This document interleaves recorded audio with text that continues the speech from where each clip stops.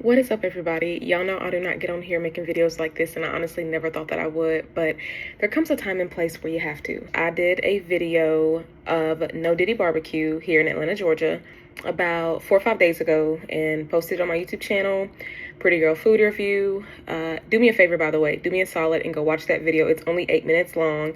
That's literally how cut and dry it was, no pun intended.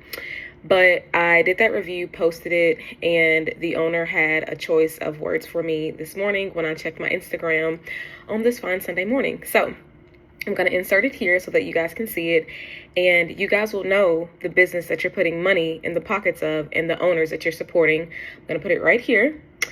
And yeah, I've never in my 7 months of doing food review content, I've never had an owner talk to me like this. Never, ever, ever, ever. I've had owners block me because they got offended by the review of the food they gave me that I pay money for.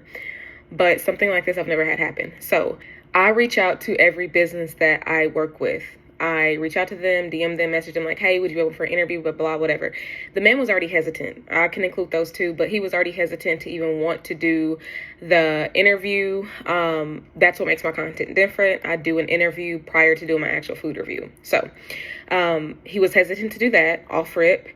And my cameraman and I get there. Y'all, I kid you not, there was a swarm of flies flying around the utensils, laying on the utensils that he serves with.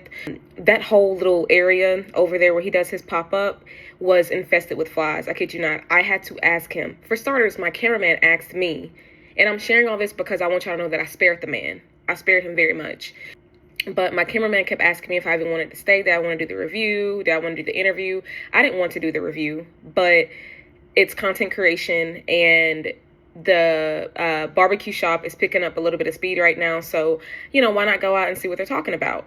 And from other reviews I saw, I was like, oh, it actually is going to be good food. But once I saw those flies, I should have left. I really should have left. I did say my prayers before I ate, thank God.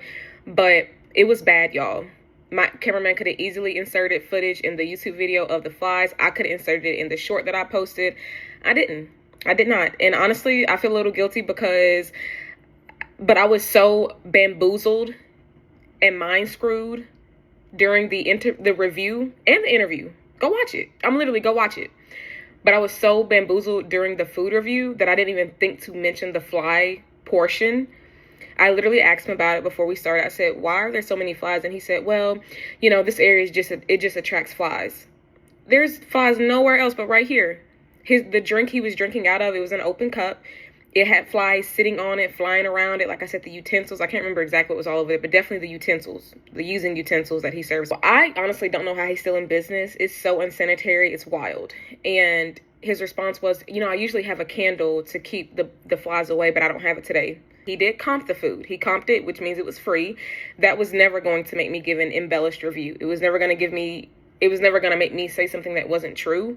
I don't care if I do paid content, free content, samples, whatever. I'm always going to be very honest. And y'all can check out the review. He didn't even have the decency to slice the rib for us. He gave us 3 rib bones together, like still together. It tasted horrible. The mac and cheese was rank. It smelled so spoiled. I'm making that face because it's such a lasting scent that is ingrained into my nostrils. I still remember that very much. The rice was hard. It had no flavor. The cabbage was sweet. I didn't understand that. I didn't like that personally. But other than sweetness, it still didn't have a flavor. He gave me a separate to-go box that had chicken in it, and it literally looked like shredded up a chicken breast. It was so weird. He had the plates made before we even got there, and it was just a bad review.